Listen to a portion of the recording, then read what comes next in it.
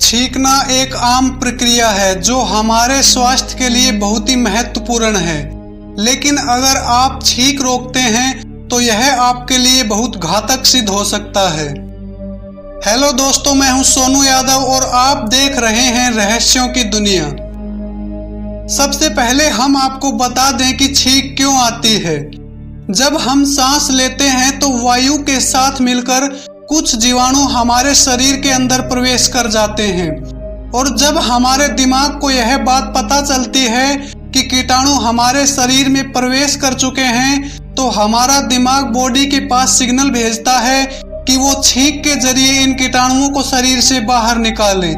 और तब हमें छींक आती है। लेकिन आप अगर छींक रोकते हैं तो यह आपके लिए बहुत नुकसानदायक भी हो सकता है, क्योंकि जब हम छींकते हैं तो हमारे शरीर से 160 किलोमीटर प्रति घंटा की रफ्तार से वायु बाहर की ओर निकलती है,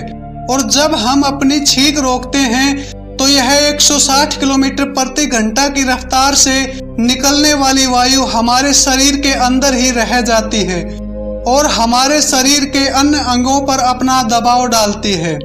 जिसमें शामिल है हमारा दिमाग, डायाफ्राम और हमारे कान।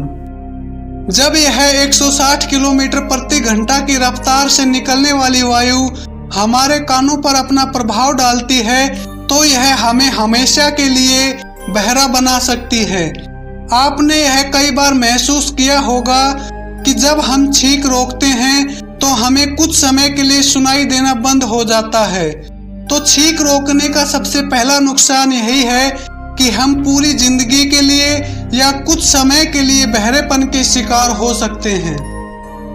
वहीं छींक रोकने से शरीर से बाहर जाने वाले कीटाणु शरीर के अंदर ही रह जाते हैं, जो बाद में हमें बीमार कर सकते हैं। छींक रोकने का एक सबसे बड़ा नुकसान यह भी है कि जब हम छींक रोकते हैं तो हम 160 किलोमीटर प्रति घंटा की रफ्तार से बाहर निकलने वाली वायु को भी रोक देते हैं, और यह तेज गति की वायु वापस हमारे फेफड़ों की तरफ जाती है, जिससे हमारे फेफड़े क्रैक भी हो सकते हैं, जिस कारण से हमारी मौत तक हो सकती है। तो ये थी हमारी आज की जानकारी। हमें उम्मीद है दोस्तों कि आपको हमारे द्वारा दी गई जानकारी पसंद आई होगी और आप अपने जीवन को बचाने के लिए हर संभव सावधानी बरतेंगे।